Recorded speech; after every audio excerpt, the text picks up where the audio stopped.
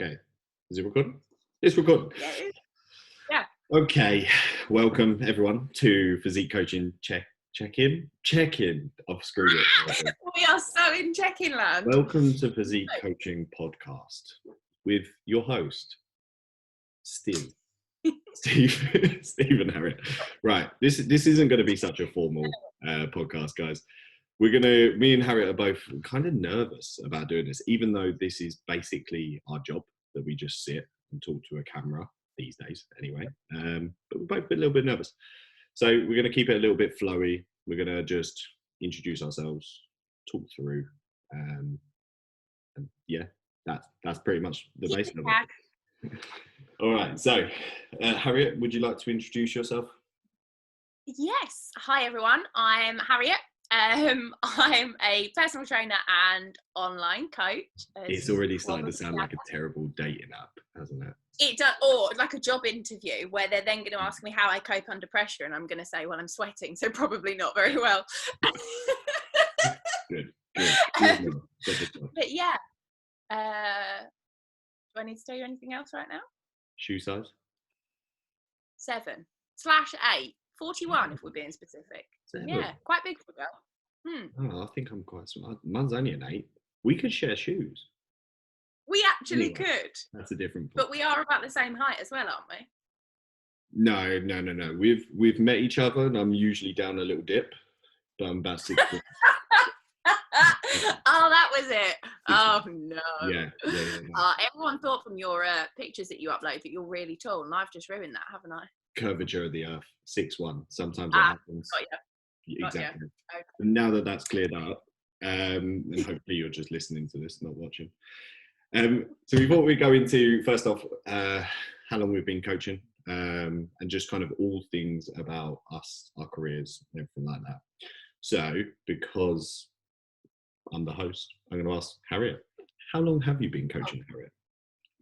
And also, why did you get into coaching? Okay, so I've been coaching now for 5 years, which is cool. It feels like it's really, really flown. Why I got into coaching. So prior to being a personal trainer, I've worked in marketing, and then me and my now ex ditched our jobs, moved back to Kent, moved in with my dad, and set up a street food business. So that was phase 1. And whilst doing that, we knew that obviously the kind of event space that we were working within was very much street food events, mini festivals, stuff like that. So very much led by Did you have like a little food van? And we had a bespoke made wooden hut, which is like a bit like the Christmas ones you get, but we used to take it down and put it up, which was great fun. When on the first night we ever set up, we launched on New Year's Eve in Bolton, hysterically, before we moved back, and it was snowing, so there's us doing our thing outside a pub. Really mental to think back on it, but ultimately during that time we both realized that the event side wasn't going to be a year-round thing, and went down, what else do we love doing and what can we make work around the food side of things. So we both qualified as personal trainers, actually. I was late to the party. I qualified second. So yeah, that was how I got into coaching, a very roundabout fashion. That is it's like a natural segue, isn't it? It's like street food van into personal training. That makes a lot of sense. Have you ever watched a film called Chef? Yes, I have. Was it anything like that, the street van? I'm hoping so. To be honest, I can't remember the film much, but there was one awful argument one day. We were about 3 months in. We were at a food and drink event in Bolton. We had a storming argument to the point where both of us went, are we even going to continue doing this? That was one of those like where everything went wrong in the space of 10 minutes. And the attendance was horrendous. It was absolutely pissing it down with rain. We were cold, wet, miserable. Yeah, it was interesting, but good fun. Learned a lot. But by that point, I'd been training in the gym for about 5 years. So fitness was big thing. What gym was you trained at then? This was a private-ish kind of gym. It was very class-based. It was called Inspire in Lancaster. So obviously it came from when I was living up there. And actually it burnt down. Good. Is that I think it was a storage job. Is that anything to do with the food van? It's not to do. No. No. So by the time the food side of things kicked off, we were back. There's any fire investigators listening to this? There's nothing to do. God, no, it sounds awful. Had a 5-star environmental health inspection rating. We were flying. Oh, that's it. Hysterically, I once served a toastie to Jodie Marsh.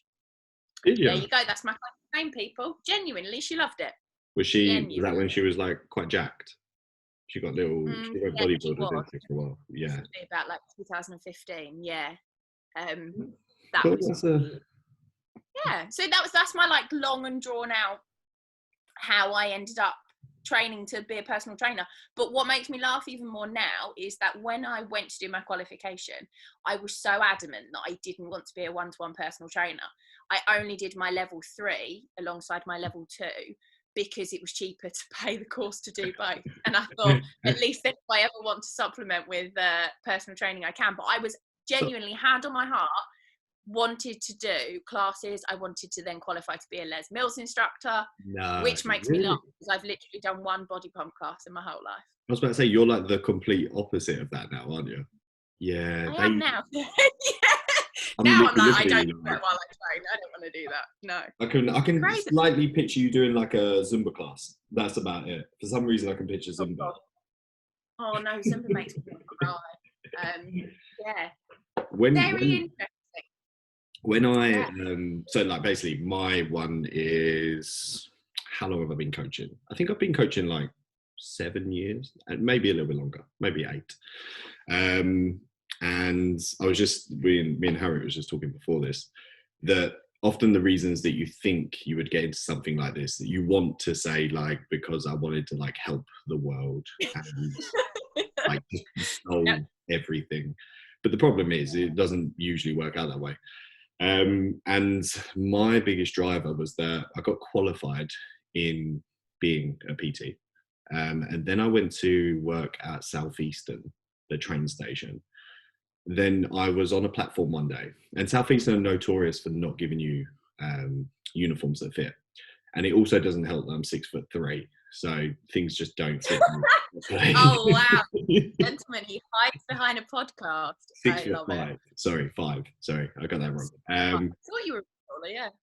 But yeah, all right. So I'm 5'8"-ish on a bad day, 8.5. And then they give you a uniform that's too big. So the trousers are kind of like long over the boots, and the shirt looks like you basically look like you've gone to work in your dad's uniform, which obviously has a lot of sex appeal, and I enjoyed it for that.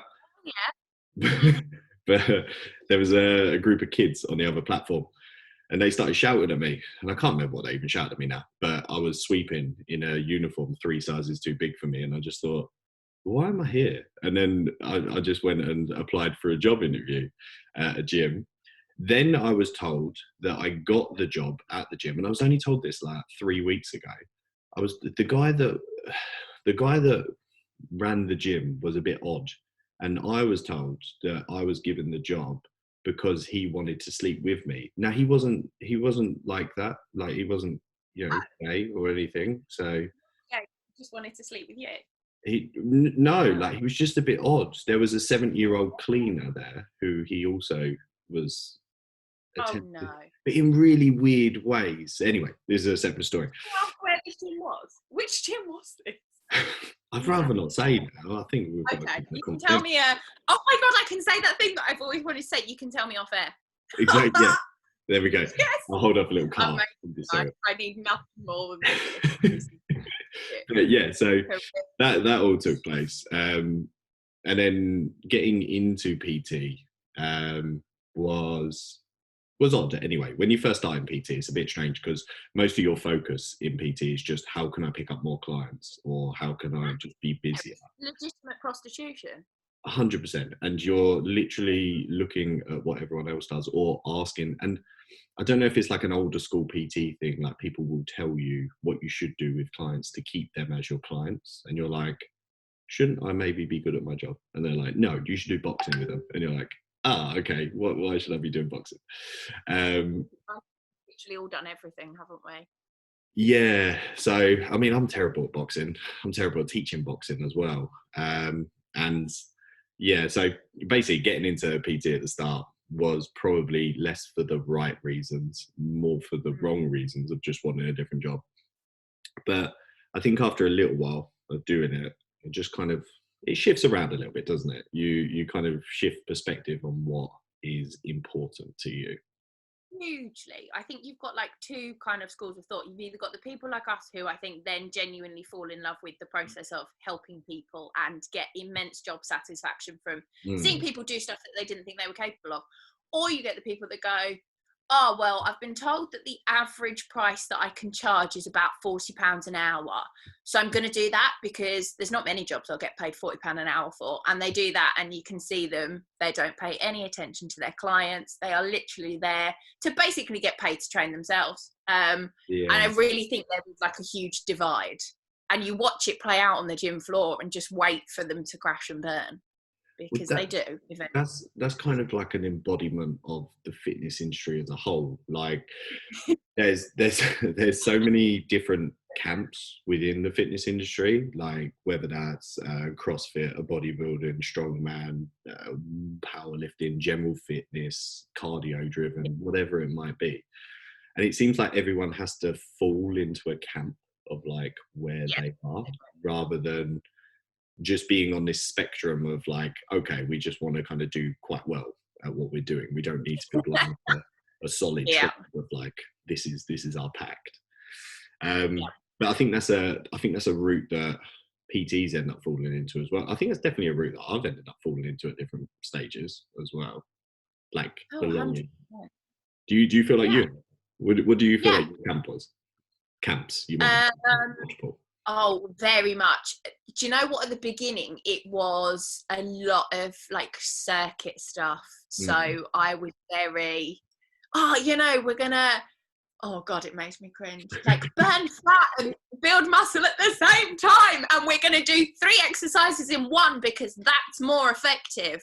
And I think if I dug out, I've still got all my notebooks. So I've got a huge box upstairs with all of I'm very much the same A4 pucker pad, like jotter kind of thing.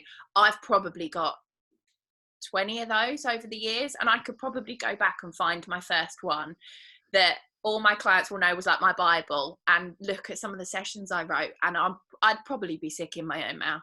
Just the fact that they're in a book of sessions is probably says enough. Like the book of sessions. Oh yeah, I wasn't one of the cool PTs. Like I didn't have the iPad because I had such a stigma against like personal trainers with their phones, because I just felt like even if you've got a client's program on your phone, you just look like you're on your phone. And until probably my last 6 months before we were obviously due to, like, we had to close gyms because of the pandemic, I think that was the first time I'd ever had my phone on me during a client session. But I get annoyed logging client sessions for them on our, like, obviously we both work for Physique coaching, we've got fantastic sheets to track our client sessions, but I'd rather they did it. I'd rather they look not worse by having their phone on them, but I don't like my phone going off. I don't like recording people while they're training. Just all of that stuff, it still makes me cringe. So but that probably just gives them more autonomy, like they can be in control of what they're doing. They understand better what they're doing. I think that's definitely something it's almost like something that we should be working up to anyways. I don't think that's a bad thing. But on the different camps, I think I've definitely done the whole circuit thing, 100%. Oh. The interesting thing though, is that as you go further through, so you maybe go down the camp route, you do like more circuit-based stuff, more kind of like multiple exercises in one, more telling people like we're going to kind of burn fat and build muscle and that kind of thing, but you do it in that really kind of old school cliche way. as you Yeah. move further down the spectrum of time, you maybe end up, so for me personally, I then transitioned into more kind of like physique development, bodybuilding kind of like, but going almost a little bit too in depth. So I have a real bad thing of trying to learn every single thing on planet Earth and then try to apply that. And Yeah. so I go deeper and deeper down a wormhole. So then you end up getting into this position where you're like trying to stick everyone onto an almost bodybuilding-ish program. This was like a few years back.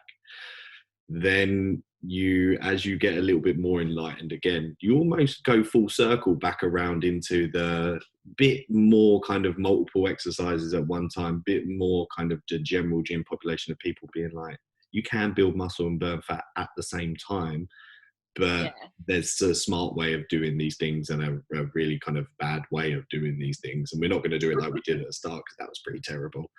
So Yeah. it's almost like you're trying to avoid previous you so hard that you go down a route that's like so far away from it that you're like, maybe I don't need to be this deep into this, maybe I can come back a little bit.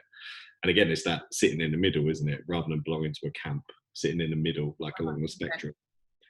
Did you ever do the thing where like you were so adamant that one client was never going to do the same session more than once that you literally spent half your life writing new programs?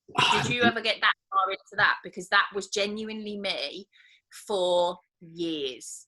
I just had this thing, even an upper body workout, didn't want them doing the same thing more than once. So even if they saw me once a week, I used to spend hours writing client sessions.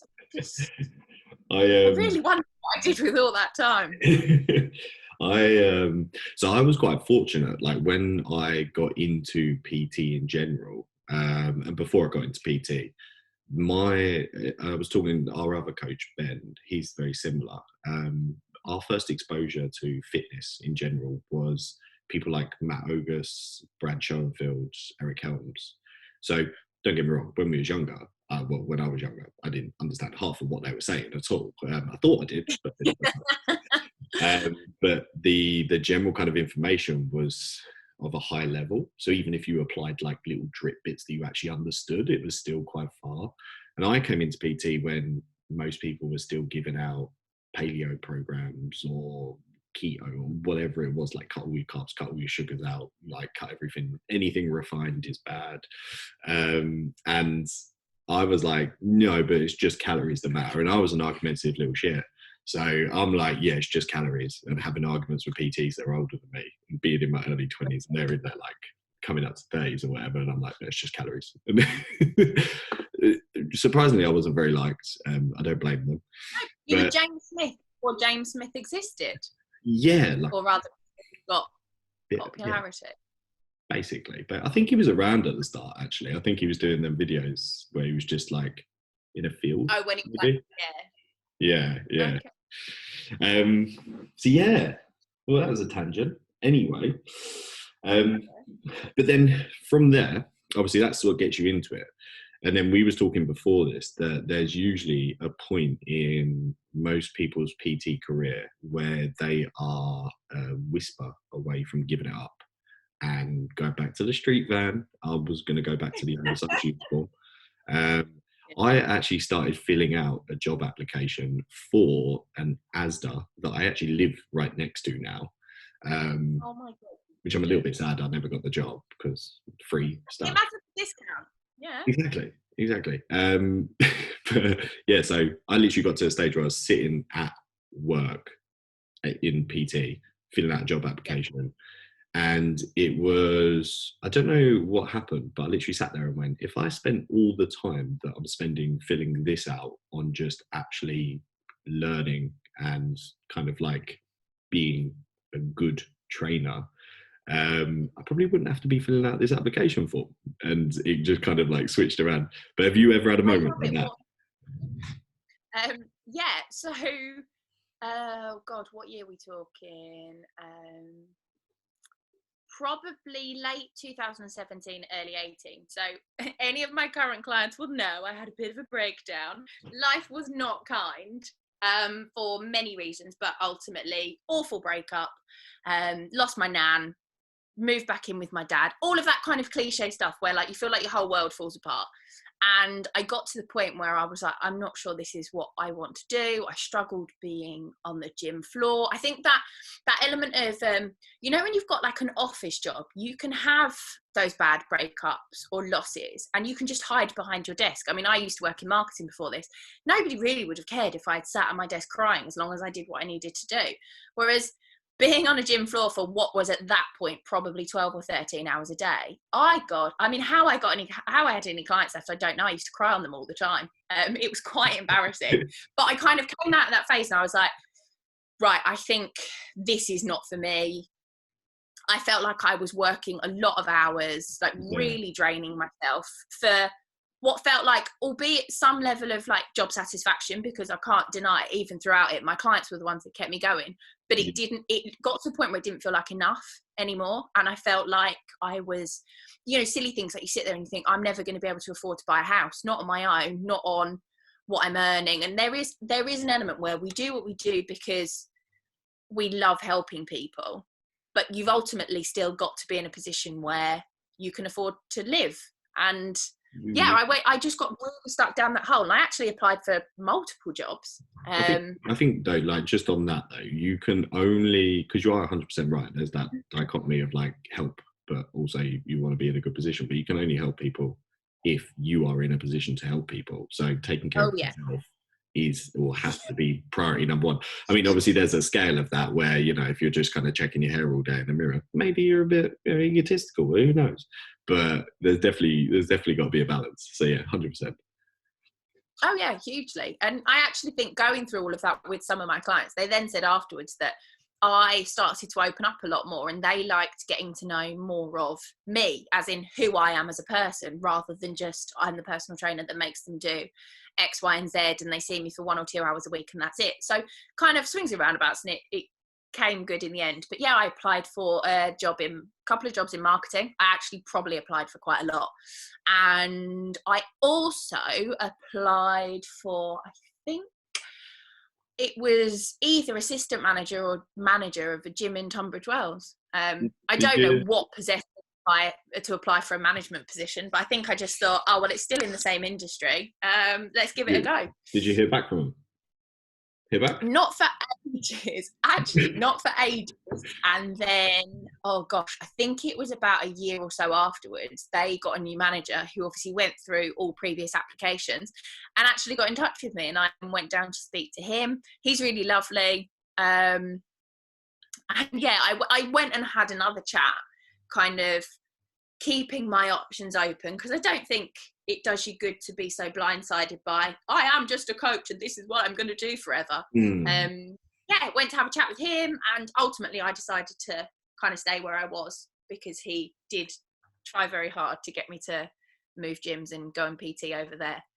It's hard in coaching, because it's where you're your own boss. I suppose it's the same in any kind of self-employed life. Like you're your own boss, but then with coaching, I think there's an added element because there's so many people to some degree kind of like riding on you. So you have to kind of be there for a lot of people, which is personally something I very much enjoy about it, but it's also something you've got to be aware of can end up being quite overwhelming at stages. And then and you've got to like be educated enough to be able to help with enough problems. And for me personally, I don't know if you're like this, but like I hate not being able to solve something, and I'm fully okay with being like I don't know right now, but I'm gonna go away and try and figure it out. And it bugs the crap out of me, so I have to just sit there trying to figure things out all the time. And I also power, isn't it? Yeah, 100%. I mean, I've got clients that I know that I haven't done the best job by like years ago. I mean, talking about those clients that we used to have like I used to have little notebooks with like clients had little notebooks that they had programs inside their notebooks, and I had a boot that was full of like 30 notebooks. Yeah. And clients like that are like people that you don't think you've done a good job by based on current standards, which pretty much is going to happen continuously throughout your career, because as you upgrade yourself, you're going to kind of look back and think, well, that wasn't a great job, or that wasn't a great job. But those beginning people, anyone that I feel like I've let down, it gets to me. That bugs me even still. And you got to kind of learn to let go of it. But yeah, that's the deeper side of it. Very much so. So what was your... And you go round and round and round in circles as well. Yeah. What was your changing point? So if you had a want to kind of get out of it at some stage, what was your reason for not? Oh God, we're going deep. My other half is literally going to batter me for how open I am. So a few months after I don't know this, if admitting wife beating on camera. Oh, I'm going to laugh. I mean, like physically. Oh shit, Good. no. Good. I am a carer, so this stuff happens. But kind of about 3-4 months or so after applying for a lot of jobs, not really having any success, kind of ticking on, doing what I was doing, my then ex gave up PTing. So I took on a load of her clients and client hours. And then there was a definite element of, I then had to show up for more people. And I remember one of the ladies just turning to me and she was like, I've lost her. You cannot go anywhere now. And I was like, oh no. But also had a word with myself. And I think you get to that point sometimes where it's sink or swim. And I think there was just one day where I realized that I could cope being in the gym and I was actually starting to have fun again. And when, do you know what, I can do this, because if I don't, I feel like I've let myself down. And I think it was that really lovely moment where I went, no, I am going to let myself down if I give up, because I feel like it would be giving up, not like when we gave up the street food business. That was a very business-led decision. It was fine, but it wasn't earning enough money, and we both went, this wasn't a failure, it's just not right for now. Whereas with the PT side of things, I felt like I'd be sitting there going, no, I'm going to kick myself. I don't want to go back to being fully employed. I don't want a 9-to-5. I just wanted more out of what I was doing. And I think, I flipped the switch and kind of became a bit more me again and went, no, let's do this. So it's all good.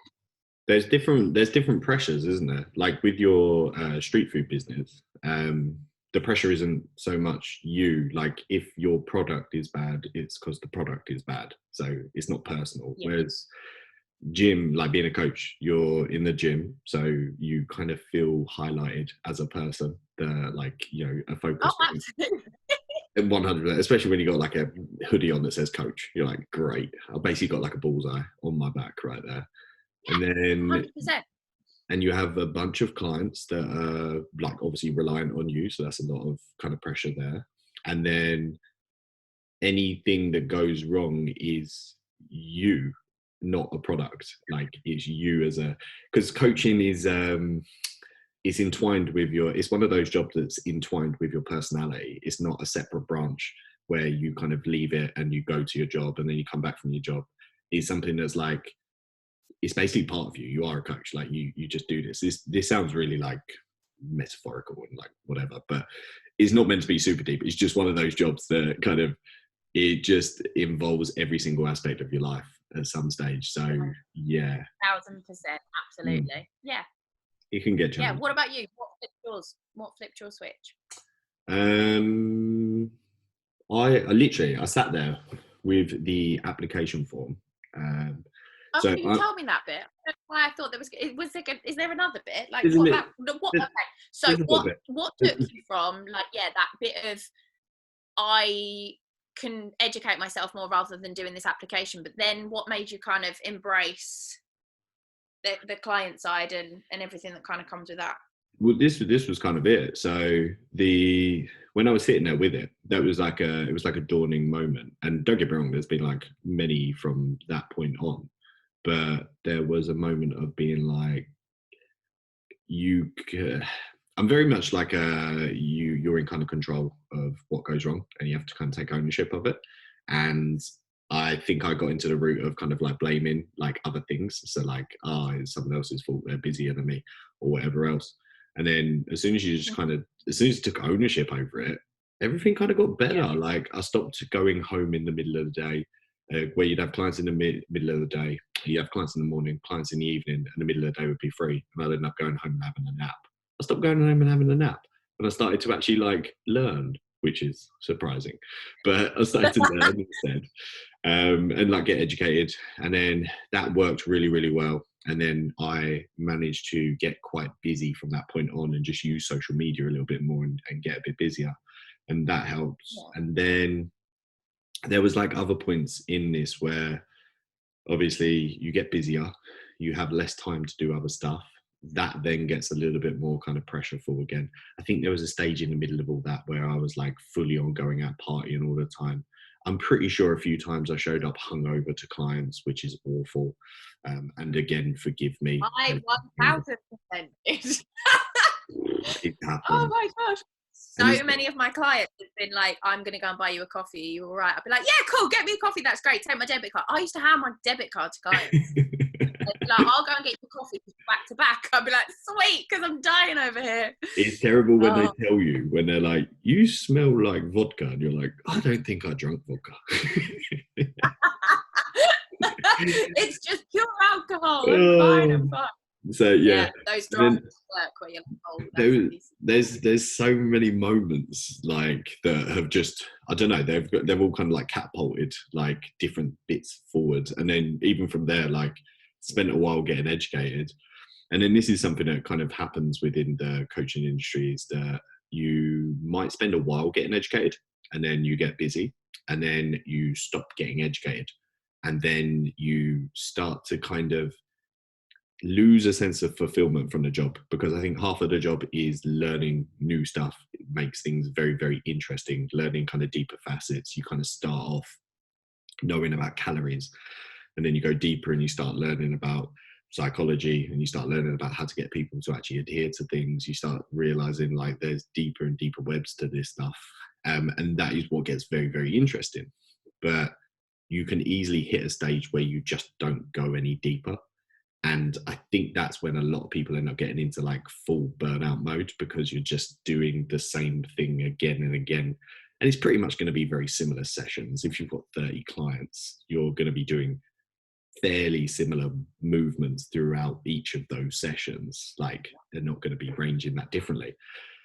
So yeah, funnily enough, I think education was the biggest thing that kind of kept me into coaching, which is the weirdest thing to say. That's interesting, because I think that's how working with you guys over the last couple of years has really turned things around for me. And I think, yeah, just listening to you going, when you start to get educated again, it changes it from I'm doing the same stuff every day to, oh, this is something cool that I learned. Here, client X, I'm going to tell you about whatever. And they start going, oh, that's cool. I never knew that. And then you're like, oh my gosh, I feel like a proper teacher now. I'm not just showing you how to squat and counting from 1 to 15. Yeah. Mega. I could never get to 15, but well done. You're a better person than I am. Mine was pretty good at counting, I'm not going to lie. Oh, yeah, I'm terrible. I'm awful. I'm pretty sure I get every client to do about 5 extra reps. Yeah, no, I think like like you said, like obviously that massively helps. Obviously you get more educated, you understand more, you can explain more. But also, I don't know if you've got to this stage yet, or you definitely will.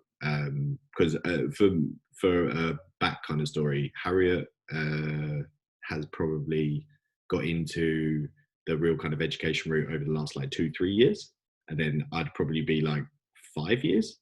So we've gone like just slightly deeper down the corridor, but Harriet's like fucking there anyway.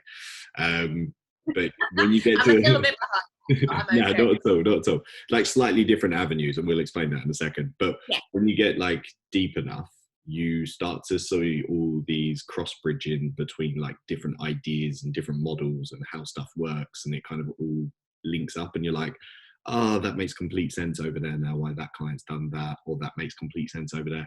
But then that comes with a bunch of ball ache, because you're like, well, I definitely told that client 2 years ago to do the complete wrong bloody thing, didn't I? And then you're like, great, now I feel bad again. And so it's an awesome job, but it can be a challenging on the psychology. But that's actually a good point. How did you... physique coaching wise, what was your reasoning for joining or wanting to join? Okay, so because she's realised it was the best moment of her life, and her category. I did have I think I sent you a voice note. Was it yesterday? Where I actually got a bit mad. I don't know if Shall you I play it can tell. or no? No, I'm joking. I was semi-crying when I voice noted you. I was having like a real epiphany moment. As a lot of people, well, I don't know, it depends who's listening to this. All of my clients will know. I asked you to be my coach, 2 years ago now? Because I was not in a good place physically. I'd put on a lot of weight very quickly. I was going through the motions with training, but I knew that I couldn't pick myself up in order to diet by myself. And I think I just kind of came to you because I was sick of looking at pictures where I just had an insane amount of chins appearing and couldn't fit into any of my jeans. So that kind of kick-started that. That was it. I told you recently that I wanted you to be my coach because I didn't like any of the female coaches because I thought they were all up their own asses. And she basically told me everyone else was terrible, so I picked the best of a bad bunch. And I was like, thanks. Coaches out there. I think I did that kind of typical thing where I only had my personal Instagram page at that point. So I followed an absolute load of people that had come from years of Instagram, just being like, oh, that girl's goals, and did the typical, I want to look like her, so I'm going to follow her. And then was introduced to your page by virtue of just a girl in the gym. Followed you, looked at kind of, basically, I scrolled through all your pictures and were like, where's his female clients? What's he done? Oh, they look cool. And then went, I want to look like her, so I'm going to message him. And that was basically, it was like literally the worst reason to try and engage a coach ever. I remember sitting on the call with you, really weirdly, you've probably had so many you won't remember, but I remember being like, this was when I think you used to do monthly check-ins or weekly, and I was like, from a financial perspective, I want to do monthly, and you really nicely went, I think you're going to benefit from weekly. And I was like, okay. I do this remember was like February. I had it in my head that I would have you as my coach until my birthday, which is the end of May. May came and went, and I was like, I might as well stick around with this till the end of the year. I'm having a good time. And then that spiraled, that started all of that. You totally changed my mind on basically all things training and diet, which is just very, very funny. Made me realise that you can follow the same program, and that was my real moment of progression comes from following the same program, not doing a different workout every single time. And that's, I think, when I had my cringe moment of, how many clients have I just ruined by making them do different programs, and had that real oh god. Harriet, I've had about 700 of them. Don't worry. It make it, like when your shoulders end up by your ears and you do that shiver thing. Like if we ever release this as a video, I mean, I hope we don't. I am quite concerned as to the facial expressions I pull. And then what was it, like October time? I think you did the thing that makes like your stomach drop, where you went, oh, Hazza, can I give you a ring? And I was like, no, what does he want to talk about? You got really paranoid. Yeah, and I think you just were like, oh, well, we're thinking of maybe branching out. What, would you be interested? I think I said to you immediately, I was like, don't be paranoid, it's nothing bad. Yeah. This is where you fire me as a client because I'm so rubbish at diet. Immediately see you were like stressed that something bad was about to happen. All I could think in my head, I was like, what does she think is going to take place? But you know what? I think what I realised was that we'd only ever seen each other in person, despite working the Medway gym circuit. I think I'd seen you twice, and one of those was when you were going to the sunbed shop. I am just going to out you as that. And I was sat outside Starbucks, and I was like, oh, that's my coach, who I literally just see in check-in videos. And we both did that really awkward, that's it, that you? Hello, and then just kind of walked off whilst talking, like, okay. Yeah, really awkward. Then I said, see you at check-in, and I was like, see you at check-in, what's that mean? Yeah, it was one of those. We're so awkward for two people that now do spend 90% of our lives talking to a camera. Yeah.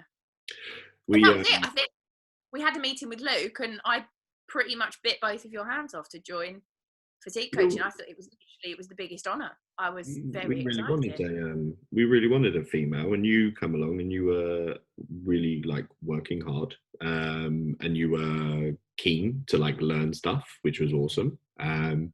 And your personality was above average at least, so that was good.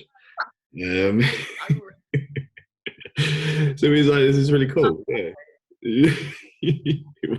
Wow.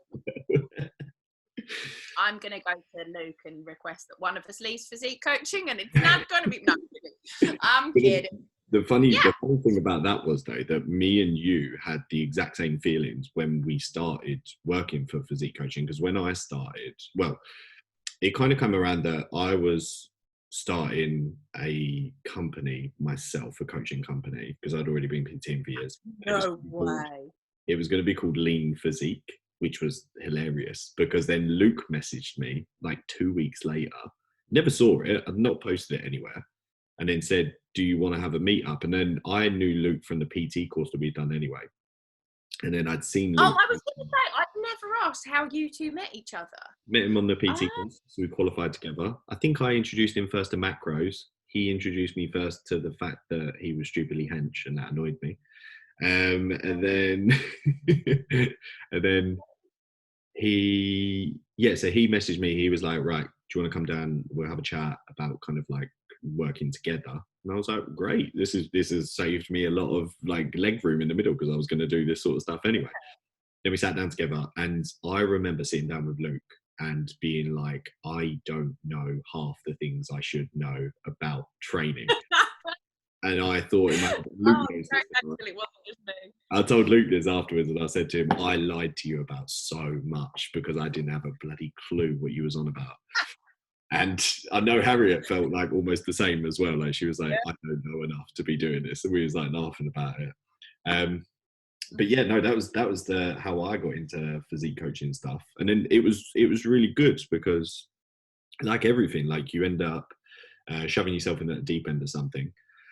And it makes you kind of go away and just get very educated because you're like, right, well, I don't want to be the odd one out here. I don't want to kind of fall behind. And I think that's where I'm very competitive in my brain. I don't like the thought of ever being in a conversation with someone and not knowing what they're on about. Like, don't have to be smart, but at least have to be able to hold my ground with anyone. As long as I can do that, I'm okay. What else did we have? Oh, so our last one was just because we've given you some of the points of coaching where it can get a little bit tricky. How has your perceptions of coaching changed? Like how you feel about coaching now compared to years back when you started? So if you'd have said to me maybe 4 years ago, what's it like being a personal trainer? What does it involve? My stock response, and this is probably part because I am quite self-deprecating and I suffer hugely, as we've now all discovered, from imposter syndrome, which me and you've chatted about quite a bit. I would have told you that my job was basically counting reps for people. And I used to joke and be like, I'm just very proficient at counting from anywhere between 1 and like 30. Because honestly, on the bad days, that was the level of monotony that it felt. And I just was never very good at being pro. Oh, I actually coach people and I've helped change somebody's outlook on fitness. I didn't even think about it in that sense. Whereas now, when somebody goes, "Oh, are you a personal trainer?" I now probably am more likely to go, "Oh, well, actually, yeah, I'm a personal trainer, but I'm also an online coach. And, that's a bit different. And, I train women to get pretty strong."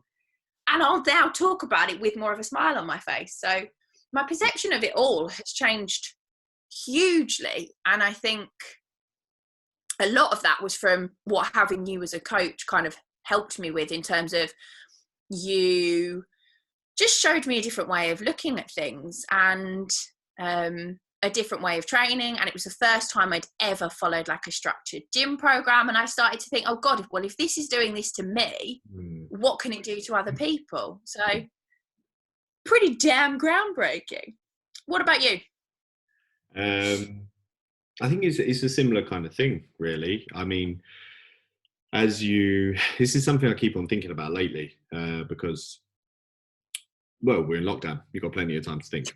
We've all got a lot of time. I don't really feel like we do, but you think we've got plenty of time to think. So I think when you first start PT or coaching or anything, despite what people tell you, everyone will get into it saying like, yeah, I wanted to save the world.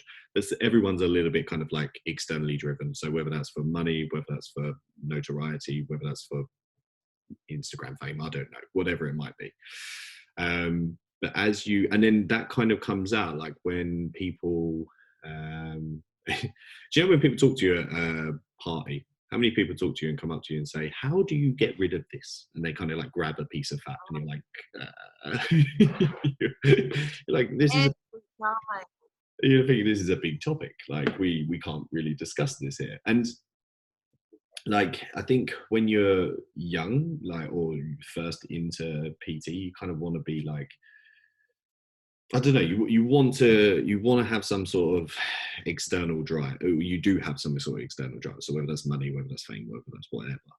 And then as you go further and further through PT, you start to have more of like an internal drive. Like you just feel good because you are doing things that are helping, you are making changes, you are learning things, you are getting more experienced, you are helping more people, whatever that might be. Now, don't get me wrong, this isn't a Mother Teresa thing. Like, obviously that comes with the fact that you probably get into a much more comfortable position with money. So therefore you can sit back and enjoy those things. Of course, those things have to line up because you can't be internally driven if you don't have money to feed yourself, of course. But there is like this switch, and I think when that switch comes, and it's not like a on-off switch, it's more like over time these balances shift. And I think when that shift comes, that's when you start to feel like good. That's when training people's like cool. That's when it's like fun. That's when you talk about it with like a smile on your face, or you're like, you don't feel like you have to back up the fact that you're a PT. Because I've definitely done that at parties. You feel almost like, oh, I'm just a PT. And then now I'm like, yeah, I do, like, I'm coach people. Like, and if anyone was to say anything, you'd be like, that's a cool job. Yeah. Did you ever get the thing where like, so in my first year of coaching, I got a job to help supplement the street food business. I got a job in Superdry part-time. This is all linked, I promise. The discount was amazing. And I met some of my now like greatest friends. So it was brilliant. Yeah. But I'd never had a job in retail before. I always worked in like pubs and bars and stuff. And I used to find that people that came up to you in the shop would have this element of, oh, well, you're clearly stupid. That's why you work in a shop. And I used to like take great pride in telling people, oh, well, actually, I've got a degree in business management. I used to work in marketing. I've chosen to do this, not I work here because I'm unemployable. And it was the same with personal training. I feel like back when, and we're a similar age, so back when we were kids, the kids that did PE were the ones that didn't know what else to do, or it was like a very boy thing to go and do PE or sports science at uni if you played football or had no other real clue. So I remember telling people that I was qualifying as a personal trainer and they were a bit like, oh, did you get fired from your real job? Like there was a huge amount of stigma, whereas now we look at some huge like top, whether they're bodybuilding coaches, they coach physique athletes, like some of these people are earning some serious money, and I'd like to see somebody go up to them and be like, oh, do you do this because you're dumb and you can't do anything else? Well, they're like, also, I know, like, well, I think in the last, maybe from my exposure into this world, now this has been going on for years, but I think the shift has taken place where there's a lot more people, a lot more educated within the fitness field, which I love because there's a continuous drive. Like you never want to, I personally think you never kind of want to be at the top of anything you do, because as soon as you are, it kind of loses its interest and its fun. You don't have push on to kind of carry on getting better or do more or whatever else. There's very few people that do. So I think even being down in something a little bit kind of gives you a real good push to keep going, and that keeps generating more motivation and happiness and whatever else. But that is what the fitness feels like. You like see people and the people you end up interacting with now, whereas let's say 5 years ago, I might have talked to a PT that was down the road, and you know, I might look at their training and be like, oh, I'm not too sure if I'd do that. Now you interact with people that you see online, and they might have like PhDs, or they might have like they might be writing for T Nation, or they're doing all these things that you're like, wow, like these are people that I want to be like in 10 years time or 15 years time. And 100. yeah, life just changes, everything changes. And I think that's where sticking with it gets you. Like, obviously, if we kind of sacked it off and you'd have gone and worked in, for Inspire, and I'd have gone and worked for Asda, obviously discounts would have been lit, but we wouldn't have got to that stage. So it's cool. No. All right. So we're probably going to leave it there because we've been waffling for ages. Hope you enjoyed. We just wanted to give you a little bit of a background into us, but we was going to, Harriet's dying to say one more thing. I am. Yes. Shall we just tell people a little bit about what they can expect from this? Because other than, obviously, me and you could clearly have like a good catch up on multiple podcast episodes about our previous jobs and what has led us to this wonderful physique coaching kind of setup. But yeah, should we just tell them a bit about like what they can expect? No. So I'll see you later, Harry. He does this at the end of our meetings, and I actually think he suggested this podcast to get out of our Friday 3 p.m. Don't tell that. Listen to this. We basically did this to just slide out of that. No, we're going to be chatting about a lot of things, aren't we? So anything from training specifics, not just how to live like a bodybuilder. We'll be talking about all things nutrition, mindfulness, mental health, the whole shebang, really, isn't it? It's very much, I think we want it geared to, I hate the term general population, but everyone, the people that maybe we should have helped better when we first started coaching. Exactly. As well. We're making it up to you. We're trying to. We kind of want it geared towards sort of like general population. I mean, I don't think there's anything wrong with that. I mean, there's with general population in the fitness industry is not general population in the rest of life.